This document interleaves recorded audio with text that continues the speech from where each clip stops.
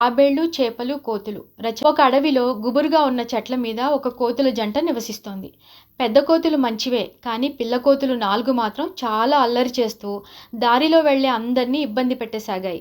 ఆ చెట్లకు కాస్త దూరంలో ఒక సెలయేరు ఉంది. అందులో కొన్ని తాబేళ్లు, చేపలు నివసిస్తున్నాయి. చేపలు, తాబేళ్లు నీటి మీద తేలియాడగానే కోతులు చెట్లపై నుంచి పళ్ళు, కాయలు, ఎండుకొమ్మలు వాటి మీదకు విసిరి బాధ పెట్టసాగాయి. కోతినేస్తాలు, మేము మీకు ఏ విధంగానూ అడ్డు రావడం లేదు. మరి మీరెందుకు మమ్మల్ని నీటిపైకి రానివ్వకుండా గాయపరుస్తున్నారు అని ఒకరోజు చేప ప్రశ్నించింది. మేము పిల్లలం, అల్లరి చేస్తూ ఆటలు ఆడుకుంటున్నాం. మేము తినగా మిగిలినవి గిరాటు వేస్తుండగా అవి పొరపాటుగా నీళ్లలో పడుతున్నాయి అని నిర్లక్ష్యంగా సమాధానమిచ్చింది కోతి. చేపనేస్తాలు, పిల్ల కోతులు కావాలనే అలా గిరాటు వేస్తున్నాయి. మనం వాటిని అడగడం వల్ల ఏమీ ఉపయోగం ఉండదు అంది తాబేలు. రోజురోజుకి కోతుల ఆగడాలు పెరగసాగాయి. పాపం తాబేళ్లు, చేపలు ఏమీ చేయలేక అలాగే అవస్థపడసాగాయి. ఒక రోజున పిల్ల కోతులు ఒక కొమ్మ మీద కూర్చుని ఉయ్యాలలూగుతున్నాయి.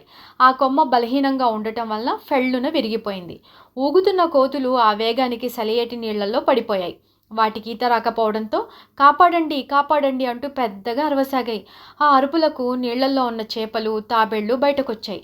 అయ్యో, పిల్లకోతులు నీళ్లల్లో మునిగిపోతున్నాయి, వాటిని కాపాడదాం అంది ఒక తాబేలు. పిల్లకోతులు, ఇలా మా వీపు మీద కూర్చోండి అంటూ 4 పెద్ద తాబేళ్లు వాటి దగ్గరికి వెళ్ళాయి. అవి తాబేళ్ల మీద కూర్చోగానే ఈదుతూ వాటిని ఒడ్డుకు చేర్చాయి. మేము మిమ్మల్ని ఎన్ని ఇబ్బందులు పెట్టినా మీరు మా ప్రాణాలను రక్షించారు. ఇక నుంచి మనం మంచి మిత్రులుగా ఉందాం అన్నాయి పిల్లకోతులు. అలాగే అన్నాయి తాబేళ్లు. అప్పటి నుంచి అవన్నీ చాలా స్నేహంగా ఉండసాగాయి. ఒకరోజు అడవికి ఒక బెస్తవాడు సెలయేటిలో చేపలు పట్టడానికి వచ్చాడు. అతన్ని చెట్టు మీద ఉన్న పిల్లకోతులు చూశాయి. ఈలోగా బెస్తవాడు వలను నీటిలోకి విసిరాడు. ఆదమర్చి ఉన్న చేపలు, తాబేళ్లు వలలో చిక్కుకున్నాయి. ఈరోజు నా అదృష్టం పండింది, చాలా చేపలు, తాబేళ్లు కూడా దొరికాయి అంటూ బెస్తవాడు సంబరపడి వాటిని తనతో తెచ్చుకున్న బుట్టలో వేసుకున్నాడు. అయ్యో, మన నేస్తాలను ఇతడు తీసుకెళ్ళిపోతున్నాడు అని పిల్లకోతులు మాట్లాడుకున్నాయి. అన్నీ కూడబలుకొని ఒక్కసారిగా బెస్తవాడి మీదకు దూకాయి.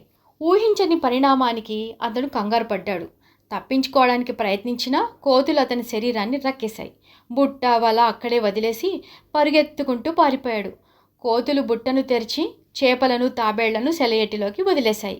అవి పిల్లకోతులకు కృతజ్ఞతలు తెలిపి హాయిగా ఊపిరి పీల్చుకున్నాయి. మనం ఎప్పుడు ఇలాగే ఒకరికి ఒకరంగా స్నేహంగా ఉండాలి అనుకున్నాయి అన్నీ.